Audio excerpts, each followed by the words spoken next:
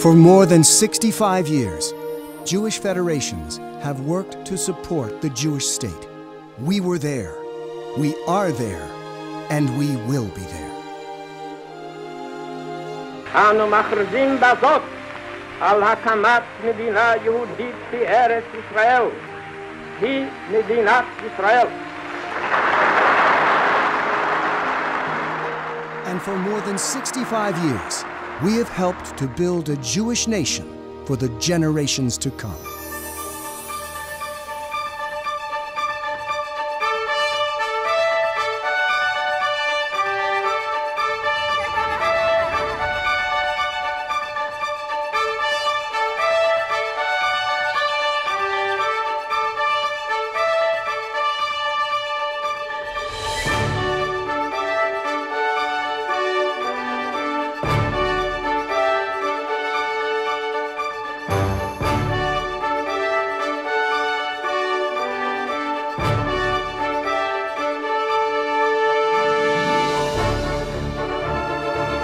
You look at the sights of Jerusalem, you see Bible prophecies coming through.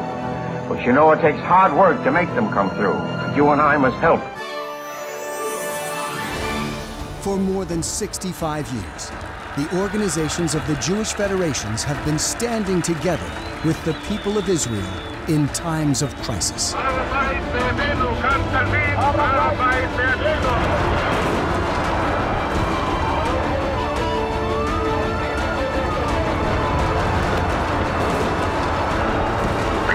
You have been with us throughout the years. You never failed us. You were with us in hours of joy and accomplishment, and you were with us in our great struggles and in moments of danger.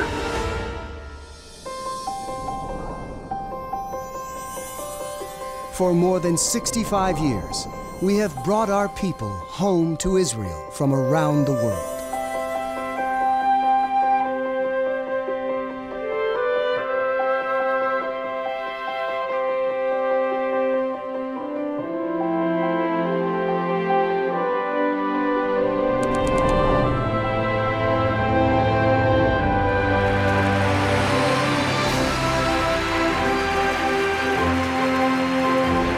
We are one, whether we are in Montreal or in Jerusalem, Miami, Chicago, Ramat Gan or Netanya.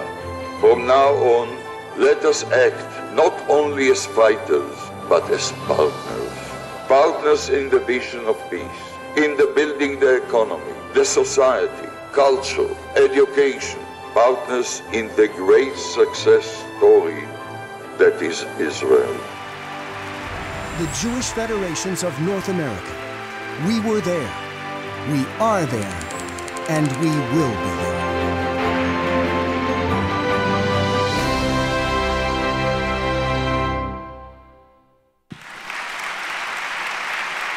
When she took the stage in Israel's The Voice, everyone realized the powerful voice of Rudy Bainese, and her song started topping the iTunes charts. What they didn't know was her long journey to reach that career-making moment. In the Ethiopian village of Gundar, little Rudy Bainese was her parents' pride and joy. But the environment for Jews was getting worse. The country's dictatorship had forbidden the practice of Judaism and the teaching of Hebrew. Jewish families couldn't own land or even travel freely in their own country. Yet, throughout their daily struggles, Rudy's parents clung to a dream, a better life in the land of Israel. So they made a terrifying decision. They would take the baby in their arms, walk for days and nights across deserts, and make their way to a dark airstrip where they would join one of the most daring and historic missions of the Jewish state. Operation Solomon would bring Rudy, her family, and more than 14,000 Ethiopian home to Israel. Rudy and her family soon learned a whole new way of life at the Beersheba Absorption Center. She grew up to attend a leading Israeli high school, became a first lieutenant in the Israeli army. Rudy started her journey thousands of miles away, thanks in large part to you. Rudy's story is her own, but it's also the story of federations and the partner agencies we support. Whether it was through the Joint Distribution Committee and Jewish Agency, making Rudy's journey to Israel possible, or the Federation-sponsored Branko Weiss Fellowship that enabled her to advance her studies, each of you has been part of Rudy's journey. And we are all joined together here today. Please rise and join Rudy Benesay in the singing of the Hatikva. Kolot balevav benima nefesh Yehudi homiya ulfatei mizrach kadima ain letzion Sophia, עוד לא אבדה תקוותנו, התקווה בת שנות 2000, להיות עם חופשי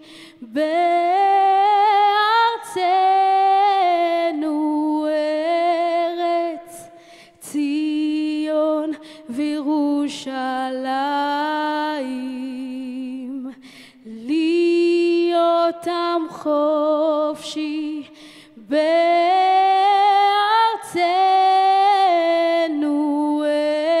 ארץ ציון וירושלים.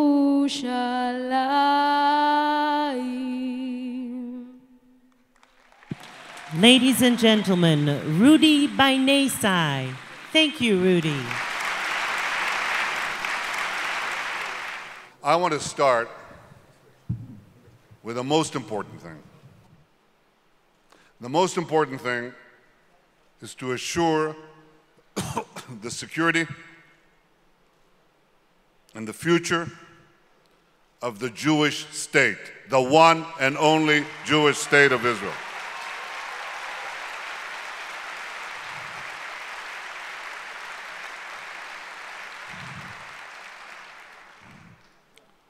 For decades, we have been struggling mightily against a regime that calls for our destruction. And it pursues nuclear weapons in order to achieve our destruction. Others' destruction too, but first ours.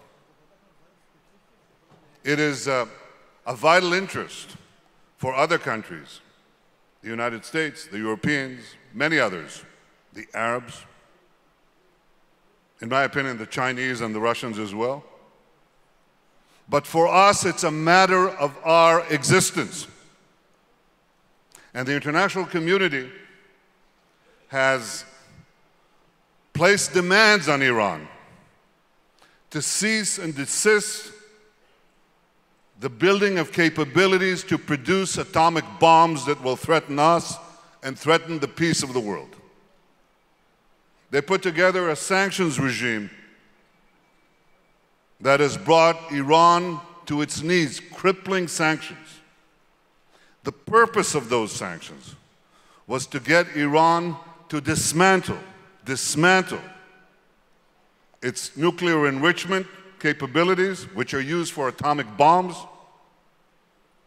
and its heavy water plutonium reactor, which is used for atomic bombs. This is what the sanctions are for. They're not for preventing civilian nuclear energy or medical isotopes. I suppose Iran is building those ICBMs in order to launch medical isotopes to the Iranian patients orbiting the Earth. It is to prevent fissile material. That's the material that you put inside an atomic bomb. That's what those sanctions were about. To dismantle the centrifuge installations underground military installations, centrifuge halls, and the plutonium reactor. Now there's a deal. Why the Iranians came to deal is obvious. Because the sanctions are biting their economy, crippling that regime. So they came to the table because they have to. And what is being offered now, and I'm continuously updated in detail. I know whereof I speak. What is being proposed now is a deal in which Iran retains all of that capacity. Not one centrifuge is dismantled, not one. Iran gets to keep tons of low-enriched uranium, and they can take these centrifuges, which are not dismantled, in the halls, underground, which are not dismantled, using advanced centrifuges that they've already installed, some of them, that are not dismantled, and they can rush within a few weeks, maybe a couple of months, that's all, and create at the time of their choosing the fissile material for a bomb. Iran does not give up anything of that. It makes a minor concession that is meaningless in today's technology and in their current capacities. In other words, none of the demands of the Security Council resolutions which the P5+1 powers passed are met. None of them. But what is given to them is the beginning of the rollback of sanctions. This means that the sanctions that took years to put in place are beginning to roll back with several billions of dollars of assets that are freed up. The automotive industry contracts that is central to Iran's economy, freed up. Petrochemical industry, freed up. Matters that involve gold and even petroleum revenues, freed up, some. There are people here who deal in the marketplace. The price of anything is determined by future expectations. The pressure on Iran today is based on future expectations. That's the pressure that's built up in Iran. That's the pressure in the international community. But when you start letting up sanctions, rolling back sanctions, you are signaling in Iran that it's reversed. For the first time, you go down. And people understand it's over. This is the deal that is proposed now. Iran does not roll back its nuclear weapons making capacities at all. But the P5+1 are rolling back sanctions. That's a bad deal. It's a dangerous deal because it keeps Iran as a nuclear threshold nation. And it may very well bring about a situation where the sanctions are dissolved or collapsed. It's a bad and dangerous deal that deals with a thing that affects our survival. And when it comes to the question of Jewish survival and the survival of the Jewish state, I will not be silenced, ever. Not on my watch.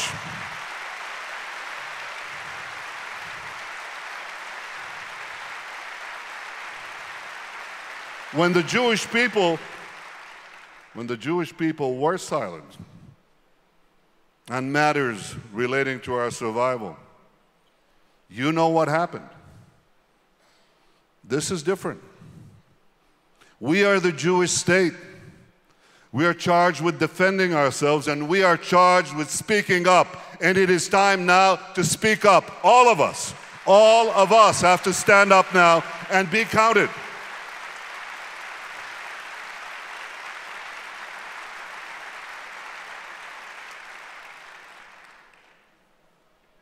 I can think of nothing that is as important and as crucial.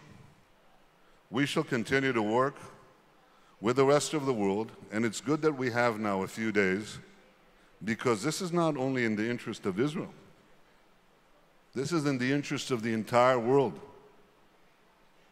Yes, we speak up, but I think there are other nations in this region, and perhaps beyond,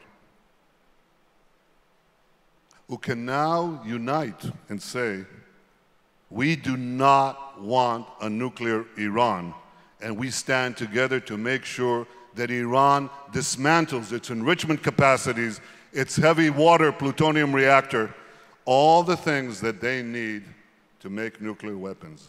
They're not entitled to it, and it is possible right now, given the precariousness and vulnerability of the Iranian economy, to press forward the demand for Iran to dismantle its nuclear bomb-making capacity. That's what I expect from every one of you. And I know it's achievable. And it's important. I know that there have been many times that we have stood together. You have stood together with us. Welcome back to Jerusalem, all of you. Now, every 5 years, the Jewish federations convene the General Assembly here in Israel. Well, that's a fact. You've come here in good times, and you've come here in difficult times.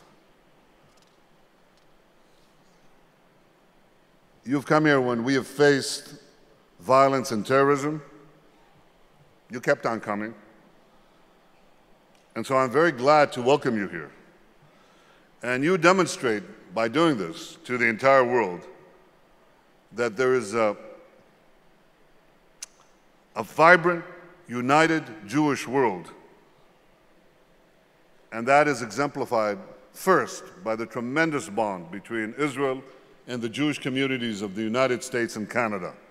You are our partners, you are our brothers and sisters, and we are one big Jewish family.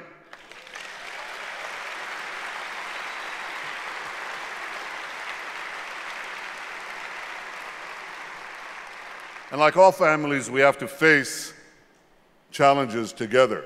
That's what families do. I mentioned Iran, and I mentioned those ICBMs. Who do you think Iran is using? What is Iran targeting, rather, when it's building those ICBMs? Not us. They already have rockets to reach us and missiles. They need those ICBMs to reach North America. It'll take them a few years, not many, by the way. And they could be nuclear-tipped ICBMs. That's the plan. Coming to a theater near you. Do you want that? I don't hear you. Well, do something about it. We are. This is the greatest threat. I began with it. I continue with it. Iran must end enrichment at all levels because they don't need it. They must take out from their territory all the fissile material. They must stop the construction of the heavy water reactor in Iraq, and Iran must dismantle the considerable military nuclear infrastructure, including the underground facilities and the advanced centrifuges. It's not my position. This has been the position of the international community. I stress it again. So here's what you see over time. What you see is, as you go from 2005, 2004, Iran is steadily building its nuclear weapons capability, and the international community is steadily diminishing and reducing its demands. It's almost a perfect scissors movement. That's the bad news. The good news is that parallel to the increase in Iranian capabilities, just to give you an idea, they had, I think in 2005, around 170 centrifuges. You know how many they have today? About 18,000.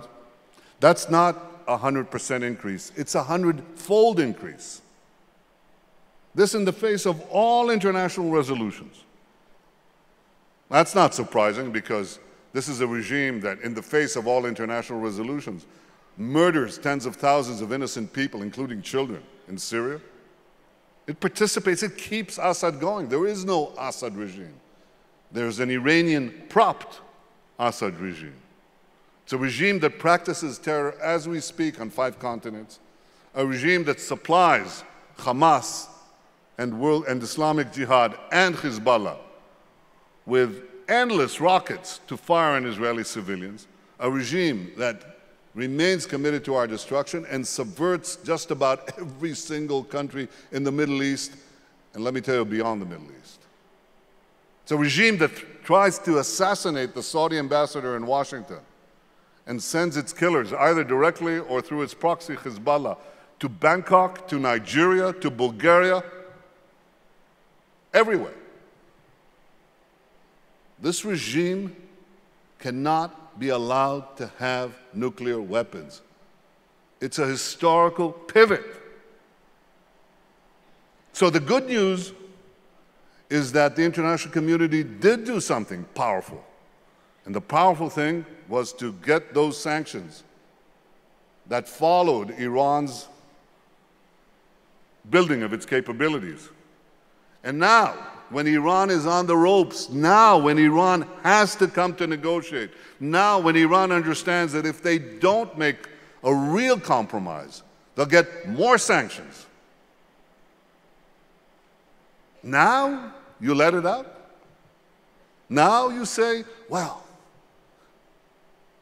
if we don't acquiesce to their demands, they'll continue? They can't continue because their economy will collapse. And even if they do, they'll maintain their capabilities now? I always said that the combination of crippling sanctions and a military option, that has the power to stop Iran. And everything I see tells me that. I think it's important to have steady nerves and a firm purpose and stop this program. We can do it. In any case, you know that the idea of the Jewish state and the purpose of the Jewish state is to enable Jews to defend themselves. This is something that we could not do before we had the Jewish state, but we can do it now, and we shall always defend ourselves and defend our state.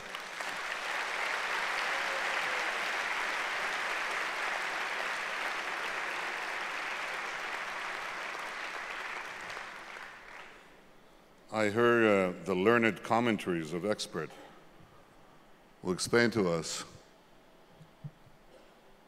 that Israel cannot defend itself. They must know something I don't know.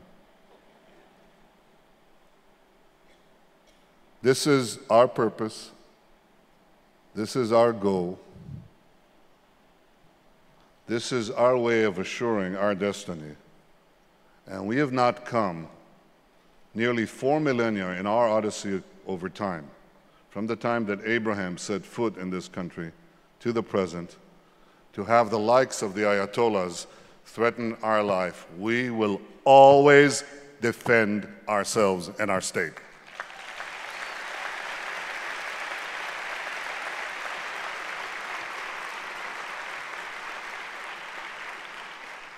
We also want to see peace with our Palestinian neighbors. I want to see peace with our Palestinian neighbors. I'm ready for a historic compromise. We need to end this conflict once and for all.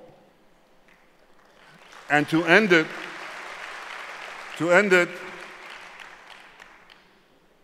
there's a simple principle.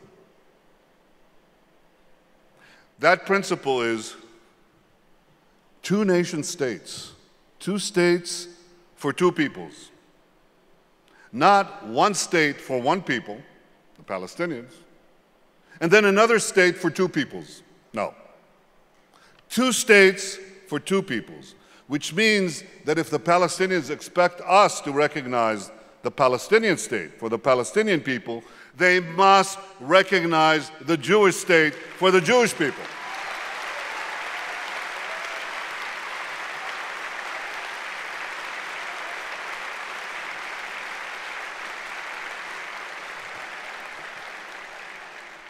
Now you've got to ask yourself a simple question. Not why am I raising this obvious, simple, basic demand, but why are they persistent in refusing to accept it? Why? Why do they refuse to accept the simple principle of a Jewish state? Now, I'm not asking it for them to affirm our identity. I don't need that. I know our history, believe me. I know our attachment to this land. I know our own nationhood. I'm asking it because I want them to give up any demands, any national demands, any claims on the Jewish state. That's what peace is about. It's not to make a Palestinian state from which they continue the conflict to try to dissolve the Jewish state, either through the right of return or through irredentist claims on our territory in the Negev, in the Galilee, or anywhere else. It's to finally come to grips with something they refused to come to grips with for close to a century, that the Jewish state is here by right, that it has a right to be here. And they must recognize that right and teach their children to recognize that right and to accept it.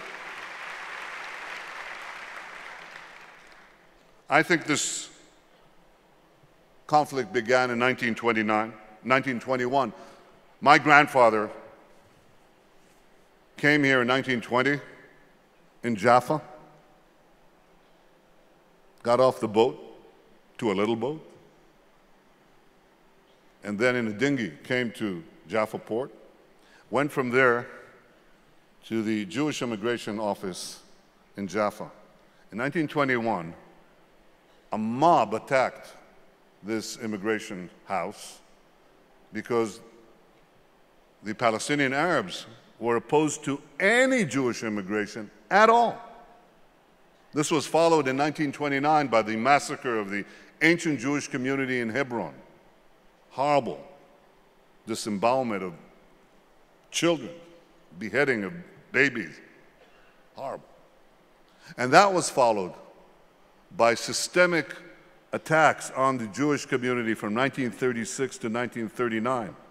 And that was followed by systemic efforts by the Palestinian leadership, led by the Grand Mufti, Haj Amin al-Husseini, during the war years in Berlin with Hitler to advocate the final solution. Don't expel the Jews, he said. Destroy them. And that was followed finally, after the tragedy that befell our people, with a declaration and a resolution by the United Nations for two states, a Jewish state. They didn't say a Palestinian state, by the way. They said an Arab state, but that's all right. We accepted, and they refused. From 1947 until 1967, systemic attacks on us, an attempt to snuff out the life of the Jewish state by 3 Arab countries and several Arab armies in May of 1967 that we foiled in the great victory of the Six-Day War. So from 1921 to 1967, nearly half a century, 46 years, There were systemic attacks on the very nature of a Jewish state. Not on settlements, there weren't any. Not on our presence in the territories, we weren't there. What was this conflict about? Not on the absence of a Palestinian state. They rejected it, we accepted it. This conflict was not about settlements, about territories, even though these issues will have to be resolved. It wasn't even about a Palestinian state. It was and still is about the Jewish state. They have to recognize the Jewish state.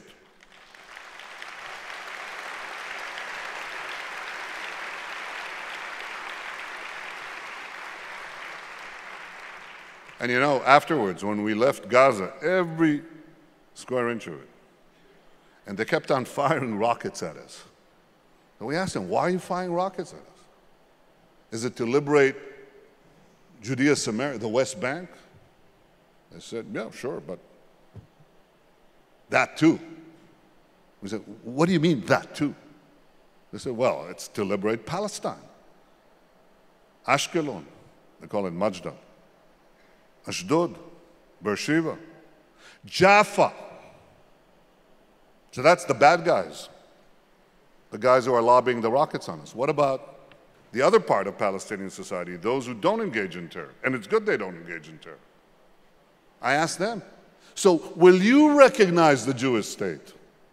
We recognize the Israeli people. We recognize the state of Israel. No, it's not what I asked. Will you recognize the state of the Jewish people? You have a state. Palestinians can go there if they choose. We have a state. Jews can come here, a Jewish state, if they choose. Do you recognize that? No. Do you recognize that you won't have any national claims wherever the border is drawn? No answer. This conflict is about the Jewish state. Have I made that point, you think, subtly enough? You got it. All right. So now let's ask the second question.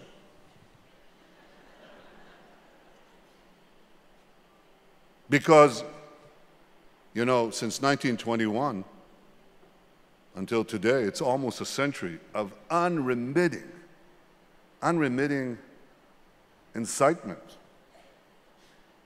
and an education of hatred. Now, I don't mean in Hamas or Islamic Jihad. I mean in the Palestinian Authority, textbooks, schools, kindergartens. I showed John Kerry, a teacher, teaching young kids, 4-year-olds, 5-year-olds. What will you be? Shahideen, martyrs. That's suicide bombers. And what will you struggle for? Palestine. What is Palestine? From Kiryat Shmona to Rashash, that's Elat. From the river to the sea. That's what they teach. In their textbooks, Israel disappears. It completely disappears. In their state-controlled media. What a wonderful term.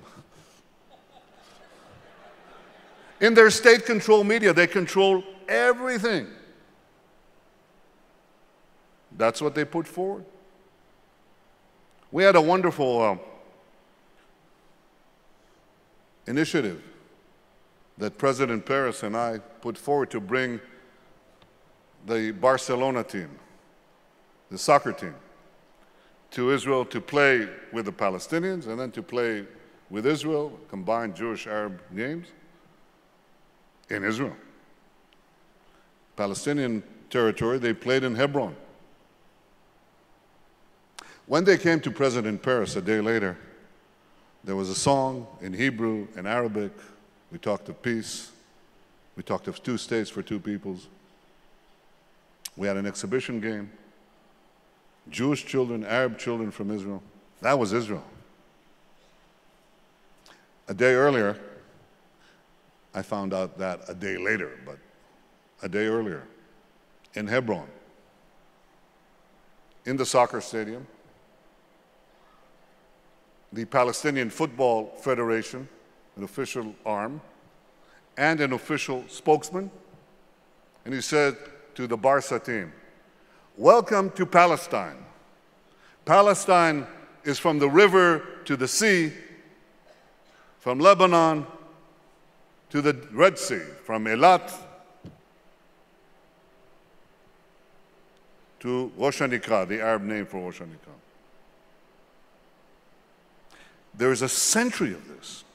The minimum thing that we can demand, aside from demanding the end of incitement, but to get a deal, is that the official position of the Palestinian leadership recognize the Jewish state. That's a minimum. But I don't delude myself. This will be a long process, but it must begin with that. Otherwise, what are we saying? That this plan to dissolve Israel in stages will continue? Of course not. But we also have to recognize that it may not take root. It may not.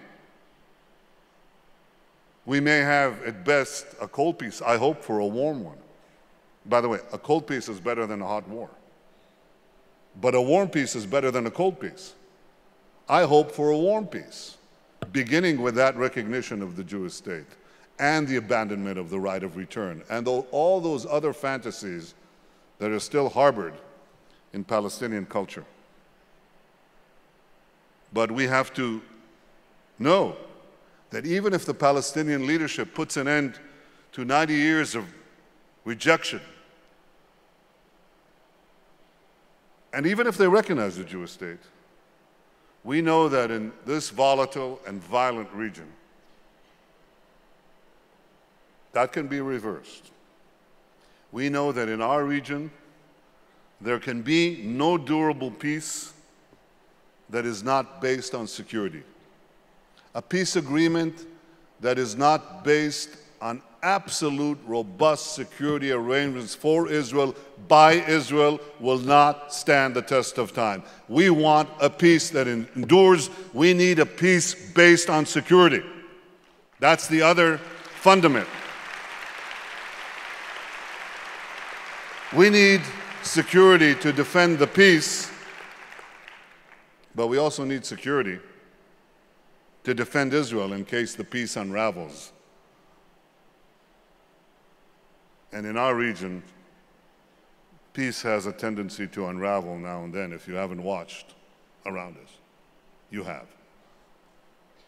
Now, for this genuine peace of a demilitarized Palestinian state that recognizes the Jewish state, for this peace, I'm willing to make difficult decisions. And I'm willing to be both creative and flexible. But I cannot compromise and will not compromise on the safety and security of the one and only Jewish state.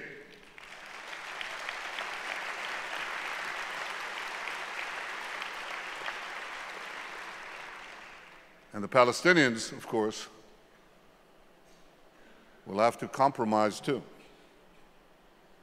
They'll have to compromise and accept the legitimacy and necessity of robust security arrangements that ensure that Israel's security border does not begin 4 miles from Ben Gurion Airport and a few hundred meters from this hall. You know, Israel is the most challenged country on earth. There is no other country, no other power that is challenged for its very survival as we are. And we're one of the smallest countries on earth. We need to have very robust security arrangements.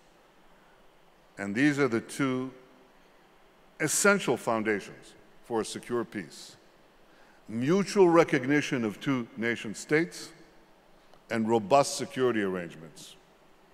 This is what we need. We need many other things, believe me. Many other things. For example, we have this minor attachment. No, I'm joking. We have this we have this huge historic attachment to our capital, Jerusalem, the eternal capital of the Jewish people. It's always been our capital, always will be our undivided capital.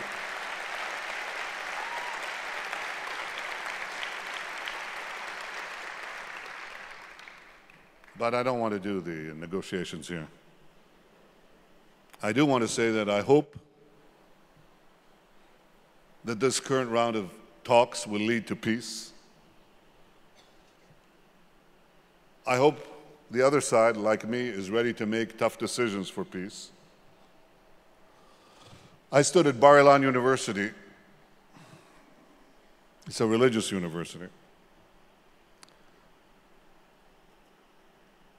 And I expressed my willingness to recognize a Palestinian nation state alongside their recognition of a Jewish nation state. That wasn't easy. In my previous government, I agreed to an unprecedented freeze on construction in the settlements. Believe me, that wasn't easy. But there's something even harder, maybe the toughest decision I made. I agreed to the release of terrorist prisoners. They served 20 years. They killed a lot of people. I've made difficult choices to try to advance the peace, but it must be a two-way street. It cannot be that the Palestinians are forever pampered by the international community, that their incitement goes by without a tick, that their refusal to recognize a Jewish state goes by without a bat of an eyelash, that their inefficacy in fighting terrorism is accepted or lionized as a great capacity. It's time that the international community, certainly the serious members of the international community, understand this is a two-way street, because peace is not a one-way street. And it won't be. To stick, it's going to be very tough, not only for Israel, everybody says that. It's going to be very tough for the Palestinian leadership. It must be, otherwise it's not a genuine peace. And we don't want a fake peace. We've had enough.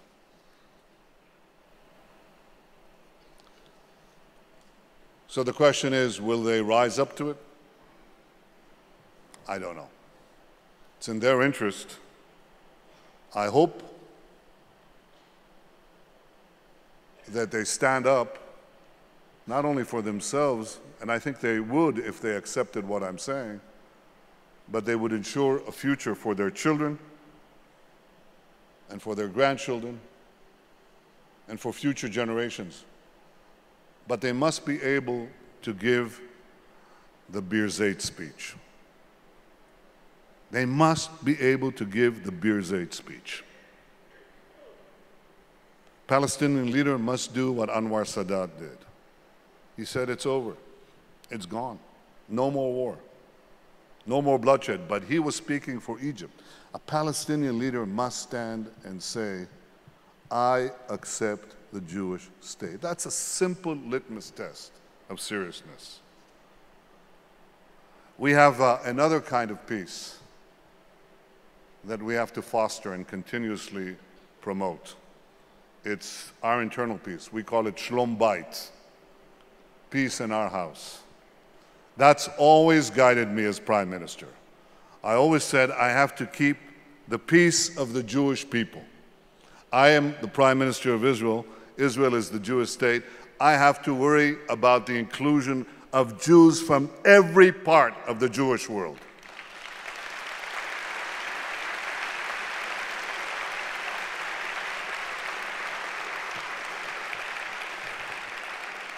The Kotel is in Israel, but the Kotel belongs to all the Jewish people.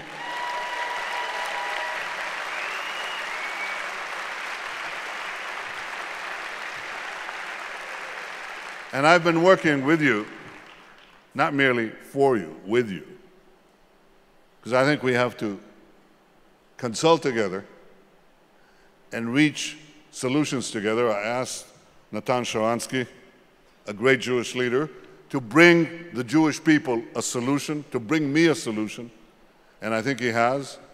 I asked my cabinet secretary, Avichai Mandelblit, a very able public servant, to help along with that. We have now a solution. It reflects my desire to have a solution for all of you, by all of you, with all of you. And I'm convinced that we can soon have this solution in place.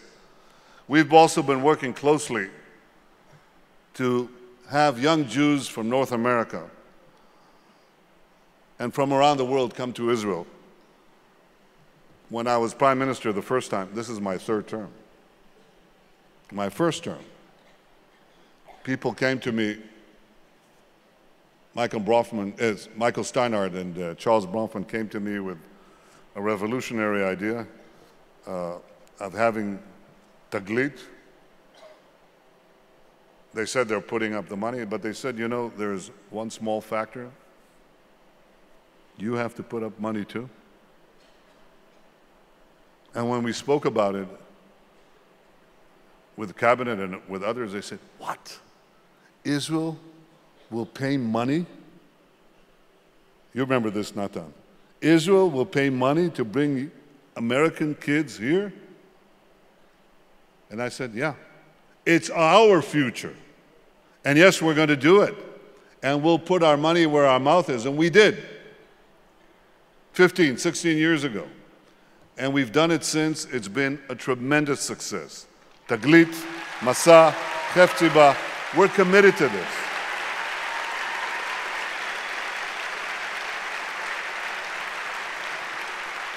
Now, as you know, we have a new initiative, a broad and deep initiative to unite the Jewish people, to initiate programs to help reach the inner chords of identity of the Jewish people around the world. We know we're challenged by the internet age. We know that it fragments people. We cannot change that. We don't intend to change that. We don't intend to go against the internet. We intend to use the internet. We're not going to go into horse and buggies. We understand it's a new age. In fact, Israel is leading technologically this tremendous development. But we also know it challenges our unity. We also know that the forces of assimilation and intermarriage are there. We also read these recent polls. We understand we have a challenge. You understand together that we have a challenge.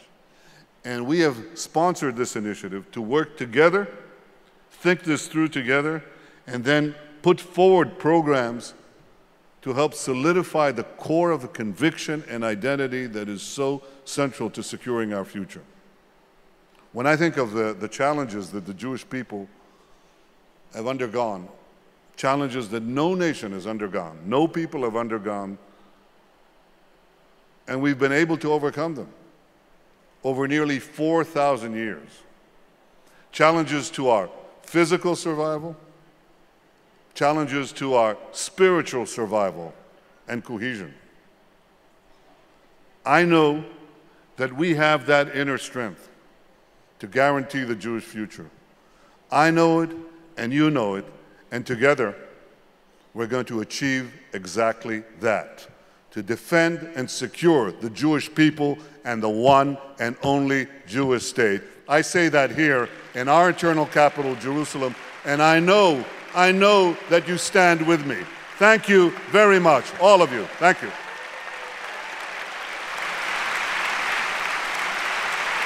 Thank you.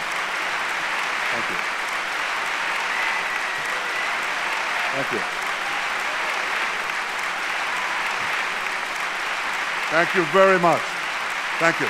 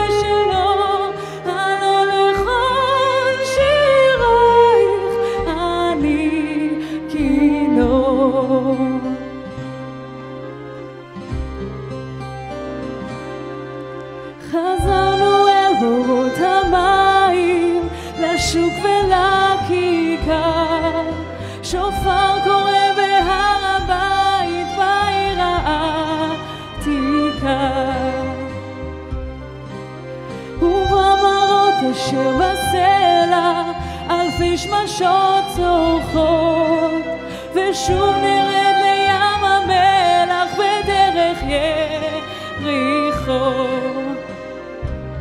ירושלים של זהב ושל נחושת ושל אור, הלא לכל שירייך אני כינור. ירושלים של זהב ושל נחושת ושל אור, הלא לכל שירייך אני כינור.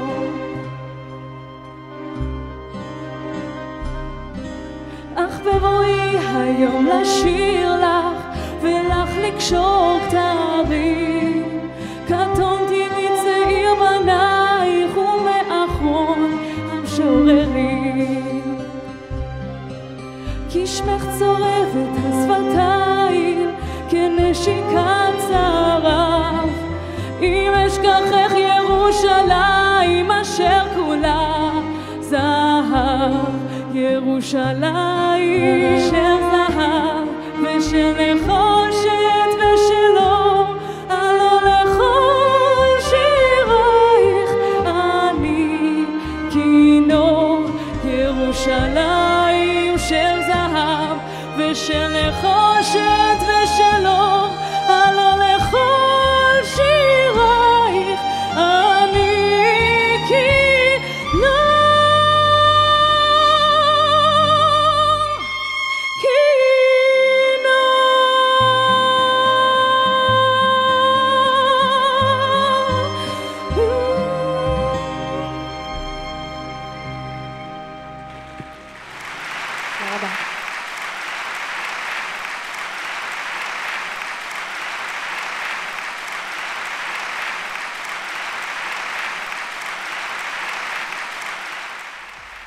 We would be pleased to send a complimentary DVD of this program to anyone who wishes to support Shalom TV with a tax-deductible gift of $36, double high or more, to the nonprofit organization Jewish Education in Media.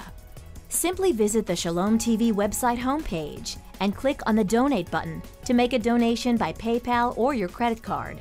And please indicate the program for which you would like a DVD. Or you can send your tax-deductible check made out to GEM. To GEM, Post Office Box 180, Riverdale Station, Bronx, New York, 10471. And again, please remember to indicate which program you would like to receive on DVD with our compliments. And we thank you for your kind support.